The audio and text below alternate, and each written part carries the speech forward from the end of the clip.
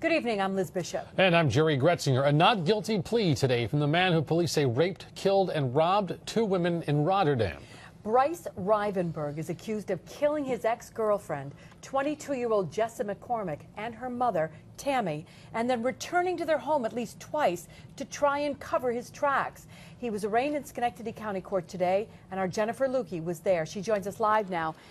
And Jen, I know you spoke with family members of the McCormicks for the first time today. I did, Liz, and you can imagine this is an unbearable situation for them. Tammy and Jessica, their bodies were found a little less than 2 weeks ago, and since then, the family has been waiting for answers about how and why this happened. When the indictment was unsealed yesterday, they got their first horrific look at the details of this case, and obviously this today in the courtroom behind me was the first time that they had seen the man that police say is responsible since the murders. It was awful. I hope no family has to experience what we're going through today.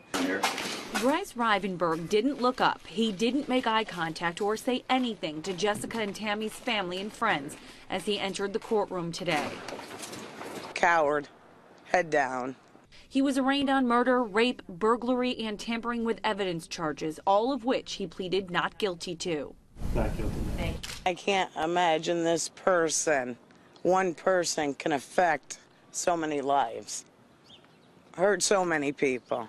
Rivenberg is accused of strangling both women and then returning to their home along Inner Drive in Rotterdam at least twice to try and cover his tracks.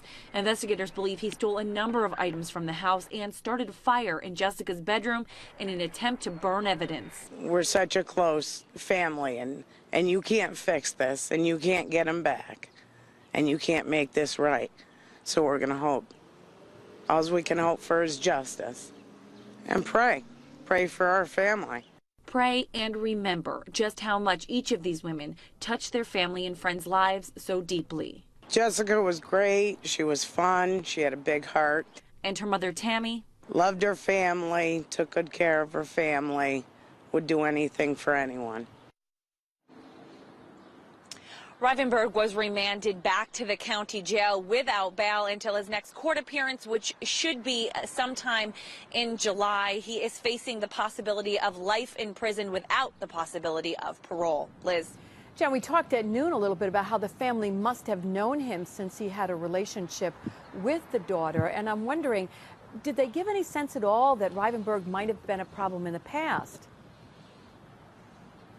Well, Liz, I spoke directly with the cousin who told me that she knew of him. She had never met him in person, but knew of him and knew that the two had a very back and forth relationship. She had learned that from both Jessica and Tammy. But there were other family members who were here who did know him. They obviously didn't want to talk on camera, but the district attorney's office said, too, that they had had an on-again, off-again relationship and that there were times where it was a very heated relationship with arguments and things like that. So obviously the family knew of him. For some of them, this was the first time they had ever seen them. For others, it was the first time they had seen them until the unfortunate incidents of a couple of weeks ago.